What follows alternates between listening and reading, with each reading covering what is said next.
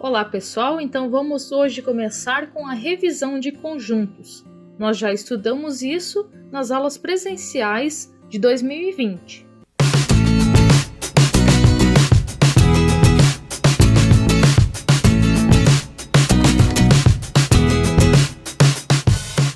Lembrando então que conjunto é uma coleção de objetos, de números ou de letras e assim por diante. Por exemplo, um time de futebol é um conjunto de jogadores. Nós também temos os números 1, 3, 5, 7, 9 que estão escritos ali, que representam o conjunto dos números naturais ímpares, né? São os números ímpares. Os elementos são cada objeto que faz parte do conjunto. Então, se eu tenho um conjunto de números, cada número é um elemento desse conjunto. Por exemplo, o número 1 é um elemento do conjunto dos números ímpares, assim como o 3, o 5, o 7 e assim por diante.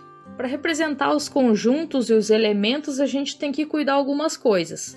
Para representar um conjunto, a gente vai usar letras maiúsculas, tá? E para os elementos, quando eles forem letras, a gente vai representar com letras minúsculas. Geralmente, quando a gente escreve um conjunto, a gente coloca os elementos em ordem. Se forem números, do menor para o maior. Se forem letras, né, na ordem alfabética. Aí nós também vimos relação de pertinência, que é aqueles símbolos do pertence e do não pertence. Então, quando eu quero dizer se um elemento pertence ou faz parte de um conjunto ou não, eu uso o símbolo de pertence, que é um E redondinho. Se ele não faz parte, é o não pertence, que é o E com um risco. Quando tu tiver um risco em cima de uma letra, né, um símbolo matemático, esse risco geralmente significa uma negação. Então, se tem um risco, é não pertence. Aí a gente tem alguns exemplos aqui para a gente fazer junto. O A e o V.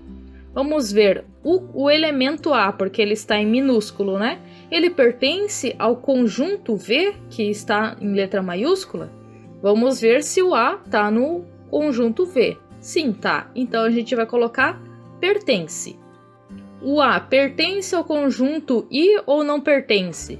Não temos nenhum A aqui, até só são números. Então não pertence.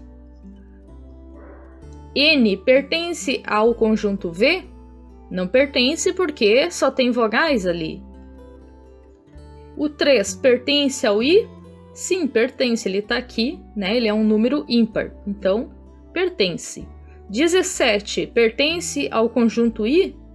Aqui a gente não vê o número 17, porém, essas reticências aqui indicam que continua, né? E como a gente pode ver são números ímpares, o 17 vai ser um desses números mais adiante. Então ele pertence ao conjunto I.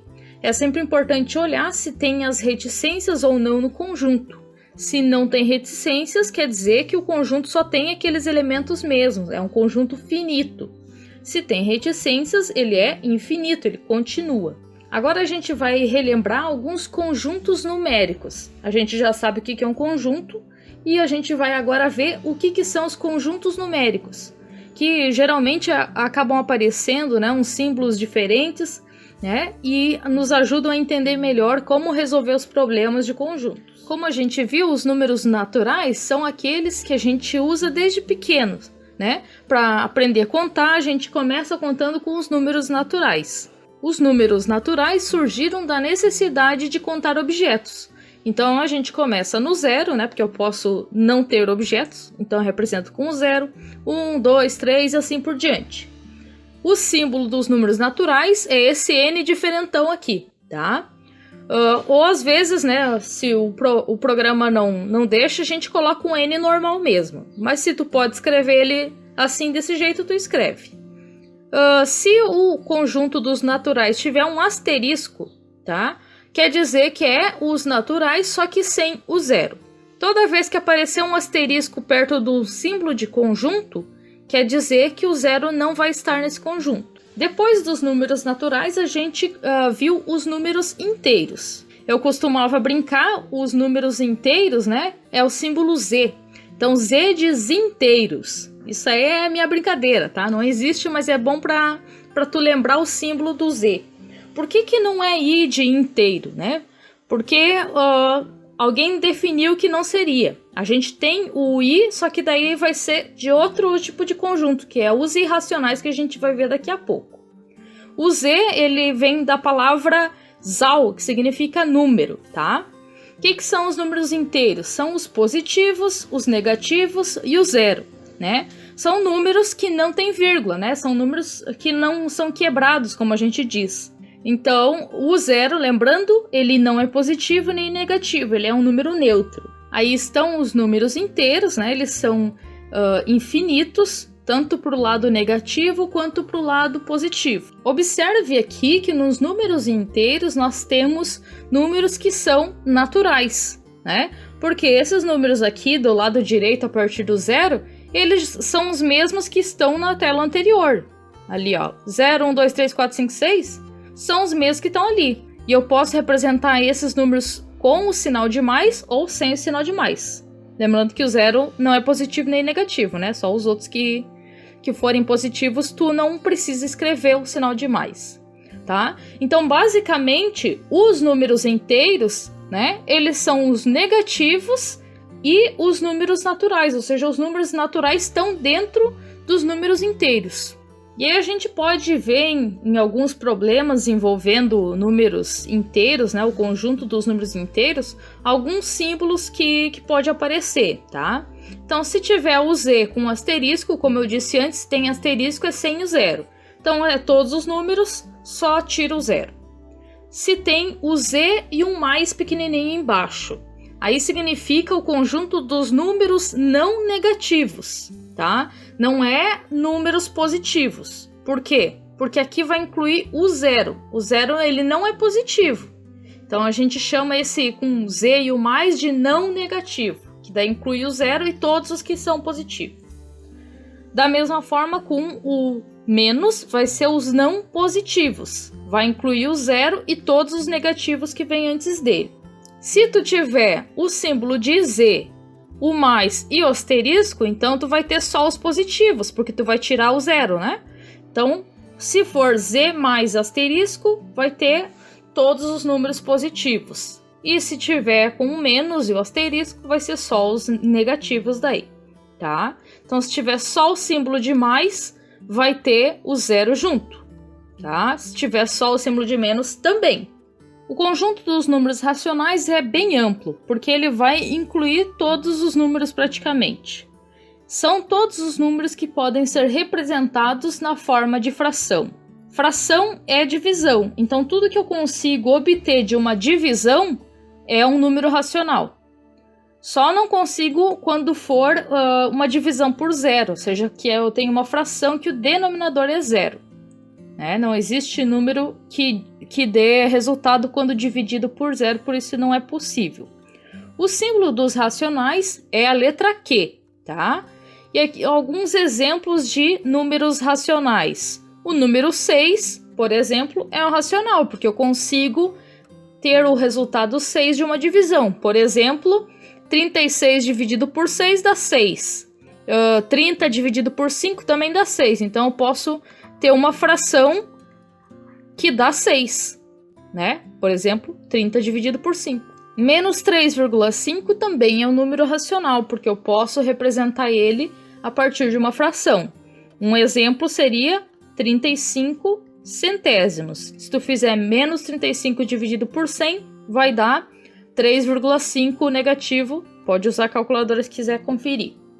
1/2 já é uma fração, então ele já é um número racional. O mais 50 também eu consigo ter um resultado de divisão. Por exemplo, se eu pegar o mais 100 e dividir por 2, dá o mais 50, né? E assim por diante. Esses dois últimos exemplos aqui, que são dízimas periódicas, também são exemplos de números racionais. O que seria a dízima periódica? Né? Ela vai ter infinitas casas decimais. E periódica é que se repete, ou seja, vai ter alguma coisa repetindo. Nesse caso, o 18 aqui repete, né? Eu poderia representar a dízima periódica como 4,18 e um traço em cima, que isso significa que o 18 vai repetir infinitamente. A mesma coisa do 1,333, é uma dízima periódica que o 3 vai repetir infinitamente. Eu poderia representar com 1,3 e um tracinho. Então, se for dízima periódica, que é aquela que repete números infinitamente, vai ser racional também, ou qualquer um desses outros números. Observe, então, que a gente tem números que são naturais aqui nos racionais, né? Por exemplo, o 6, o 50 positivo são números naturais. Mas eles também são números inteiros, né? Todo número natural vai ser inteiro também.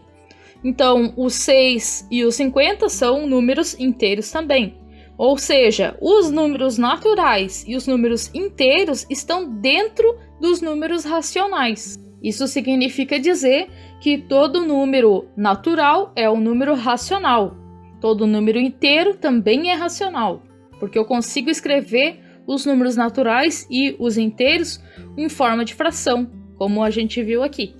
E agora os números irracionais, que são os que a gente menos vai trabalhar, mas é importante que a gente conheça, né? Basicamente, são todos aqueles que não são racionais, ou seja, são números geralmente que são dízimas, só que elas não são periódicas, né? Elas não repetem ali depois da vírgula, não tem repetição. A gente tem o símbolo π aqui, né? Que ele tem um valor, ele é um irracional. Qualquer número que tu colocar dentro da raiz e ele for um número primo, vai dar certo. O que é um número primo? É um número que dá para dividir por 1 e por ele mesmo. Se eu botar raiz de 11, 11 é primo. Então esse é um exemplo de número irracional, tá? Além dos outros que eu coloquei ali. Os números reais, como a gente consegue ver nesse desenho, nesse diagrama, ele basicamente engloba todos os números que a gente viu anteriormente.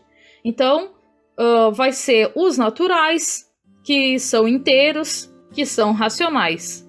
Os irracionais, eles são separados, né? Porque eles não têm a ver com os outros, né? É outro tipo de número. Então, os reais são todos os números, todos os conjuntos anteriores. Agora vamos ver, então, como que a gente pode representar os conjuntos. Não necessariamente só conjuntos numéricos, tá? Podem ser outros conjuntos que a gente vai ver mais adiante. A gente basicamente tem 3 tipos de representação, que é extensão, diagrama de Venn e compreensão. A extensão é quando a gente escreve cada um dos elementos, né? Então, escreve um por um dos elementos e coloca eles dentro de chaves. Lembrando que o nome do conjunto ele é escrito com letra maiúscula sempre. Então, aqui nós temos 2 exemplos, né? Um com letra e outro com número. O diagrama de Venn é basicamente desenho, né? A gente faz um círculo e coloca os elementos dentro desse diagrama. Então, por exemplo, o conjunto A, se eu fosse escrever, né, enumerando, seria então os números 0, 2, 4 e 6.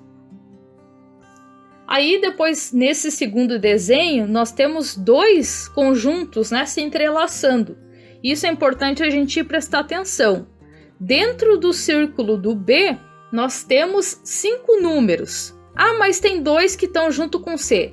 Sim, esses 2 números que estão aqui, o 1 e o 5, eles repetem tanto no B quanto no C, por isso que eles estão no meio aqui nessa intersecção que a gente chama. Mas basicamente, se eu fosse escrever os elementos do B, eu escreveria assim: 1, 2, 3, 4 e 5, colocando sempre entre chaves. Os elementos do C nós vamos colocar também. Colocar em ordem seria o 1, o 2, depois o 5, o 6, o 7 e o 8.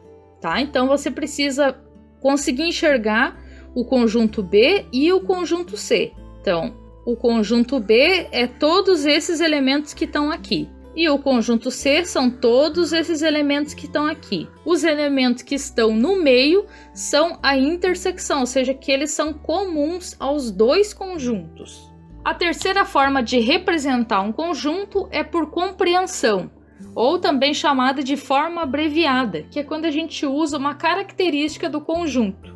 Então, alguns exemplos aqui, o A, e aí a gente lê x tal que x é um número par menor que 7. Se eu fosse representar isso de outra forma, por exemplo, enumerando esses elementos, eu deveria pensar, então, quem é que são os números que são pares e menores que 7?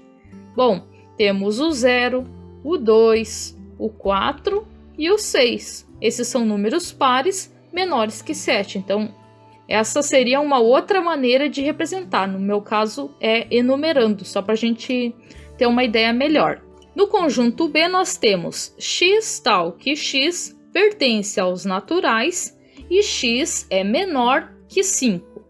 Então, para nós entendermos o que está falando isso, a gente vai ter que pensar. Esse x que está falando aqui é um elemento genérico.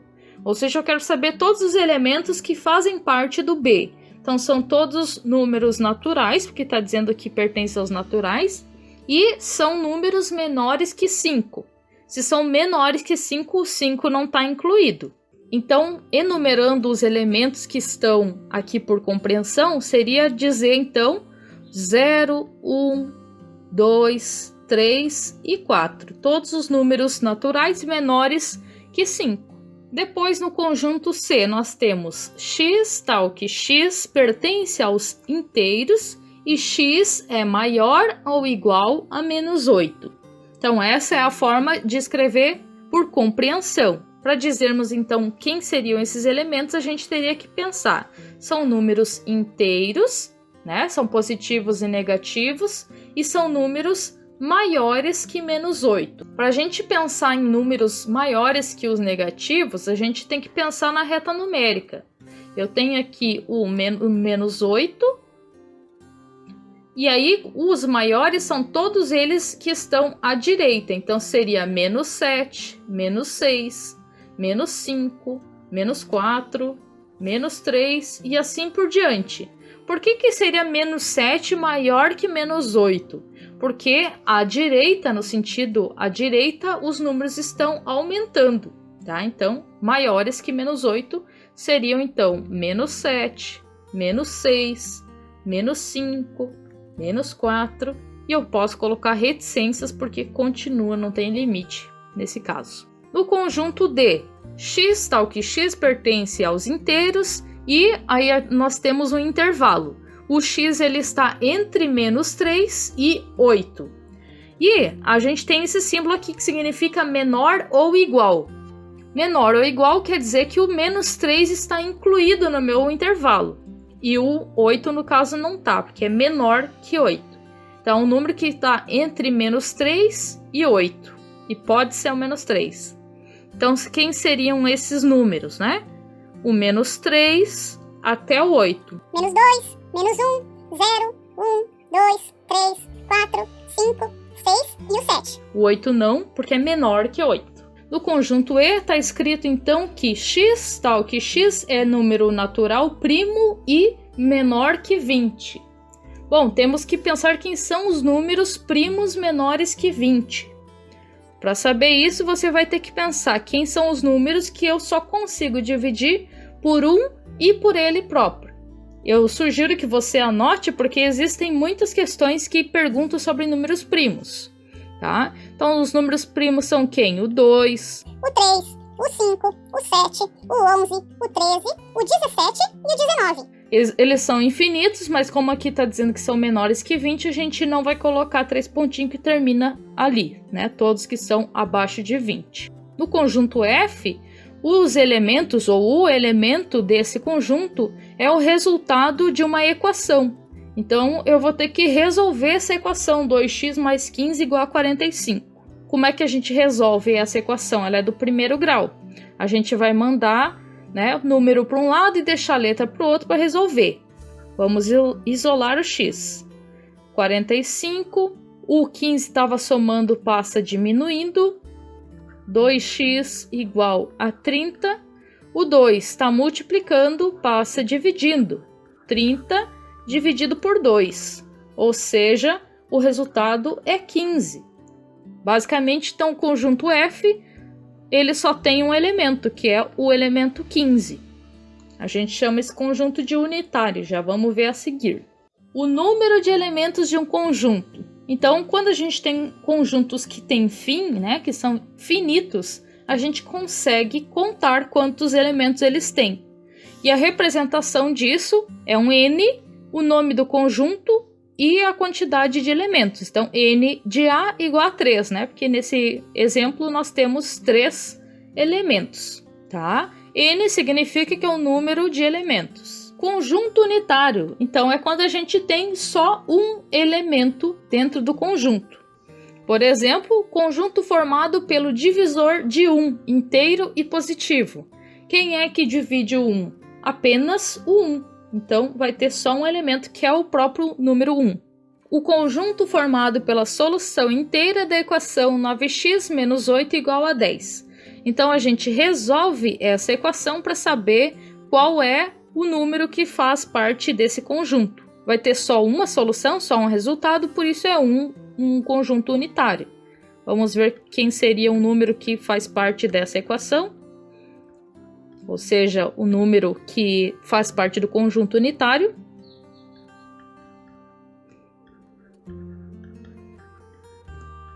Então, a gente vai passar o 9 dividindo 18, 18 dividido por 9 dá 2. Ou seja, o conjunto é formado apenas pelo elemento 2. E por último, x tal que x é um número natural, par e primo. O único número que é primo e que também é par é o número 2, então também um elemento. O conjunto vazio é aquele que não possui elementos. No meu exemplo aqui eu tenho que x tal que x pertence aos naturais e x é menor que 0. Nos números naturais, que é aqueles que a gente aprendeu a contar, não existe nenhum número que é menor que 0, né? Não tem número negativo nos números naturais. Então, é um conjunto vazio, não vai ter nenhum elemento. E a gente pode representar com 2 símbolos, né? Qualquer um deles. Você escolhe um para representar. Pode ser a bolinha com esse traço no meio, ou então 2 chaves e um espaço entre elas, indicando que não tem nada dentro do conjunto, tá? Então, são 2 símbolos que você pode escolher para usar. O conjunto universo possui todos os elementos com os quais a gente está trabalhando. Vamos ver um exemplo aqui. Resolver a equação x mais 2 igual a 0, considerando que o universo são os números inteiros.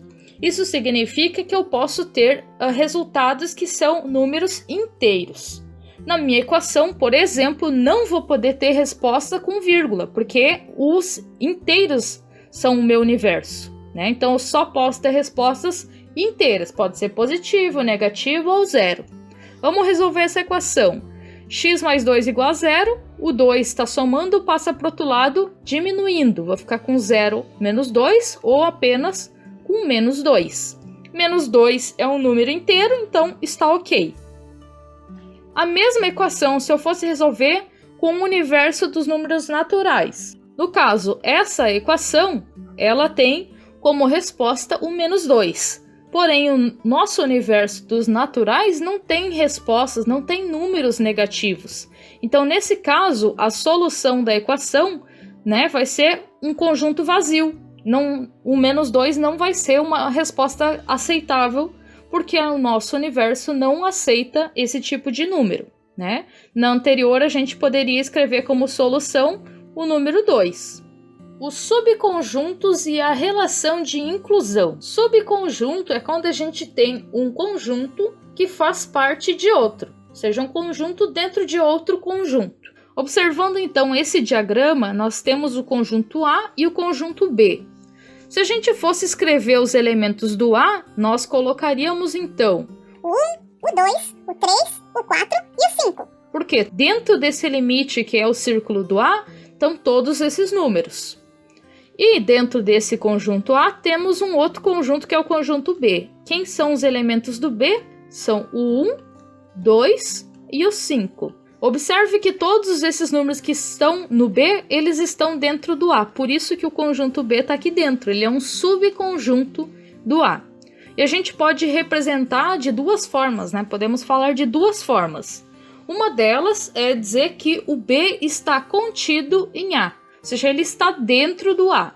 E a gente representa dessa forma o B e como se fosse a letra C do lado. Outra forma de dizer, né, que o B é um subconjunto do A é eu falar que o A contém o B, ou seja, dentro do A existe o B.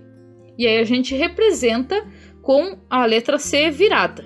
Então são duas formas de dizer a mesma coisa. Agora eu coloquei um pequeno exercício para a gente ver sobre os conjuntos dos números que a gente já estudou, né? Para entender essa ideia de subconjunto. Então, por exemplo, nós temos aqui os símbolos, eu coloquei embaixo o significado, eu sugiro que você anote, né, para lembrar certinho.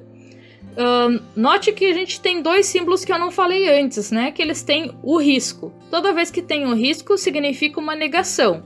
Então, se a gente tem o C, que significa está contido, o C com risco significa não está contido.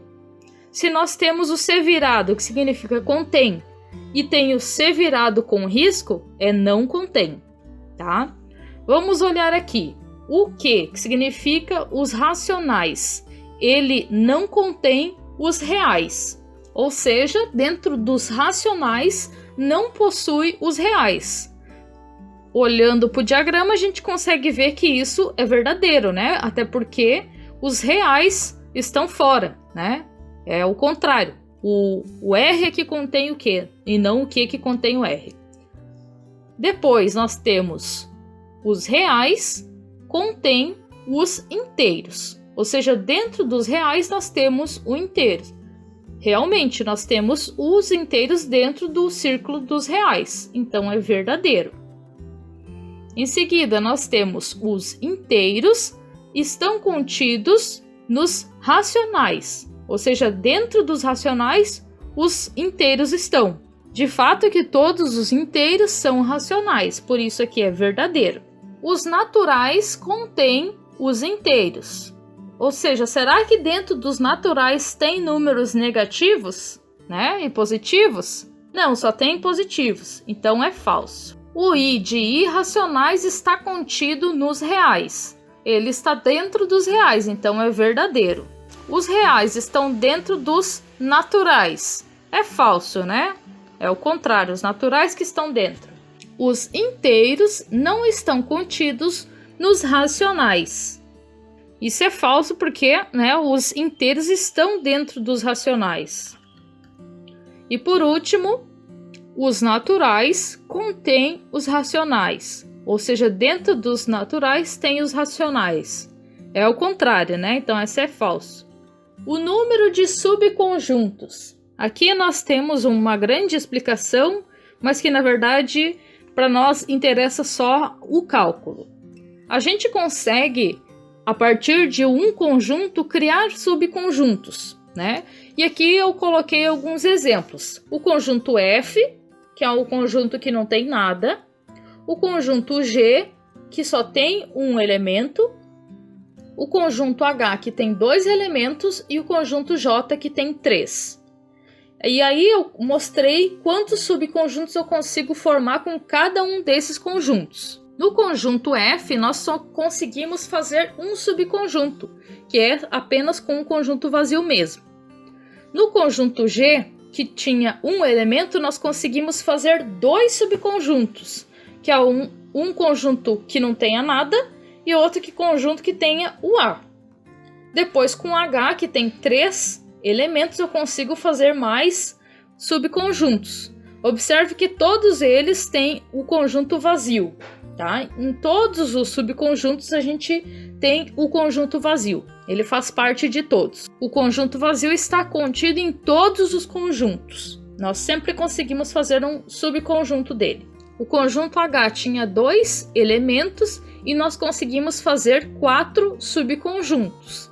E o conjunto J tinha 3 elementos e nós fizemos 8 subconjuntos. Para determinar então a quantidade de subconjuntos que eu consigo fazer, eu posso utilizar um cálculo, basicamente uma formulazinha. Você vai contar a quantidade de elementos e vai fazer uma conta com a potência de 2. Como assim?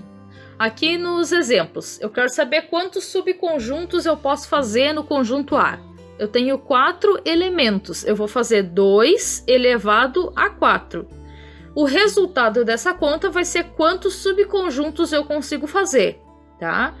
Então, nesse caso, É 2 vezes 2 vezes 2 vezes 2, que dá 16 subconjuntos. Nessa questão não está me pedindo para escrever os subconjuntos, então eu só vou colocar quantos eu consigo fazer. Na questão B, temos 5 elementos, então nós vamos fazer 2 elevado à quinta potência. 2 vezes 2 vezes 2 vezes 2 vezes 2, que vai dar 32. Então eu consigo fazer 32 subconjuntos com as letras A, B, C, D e E. Anote então essa pequena fórmula para você depois não esquecer como se calcula a quantidade de subconjuntos de um conjunto.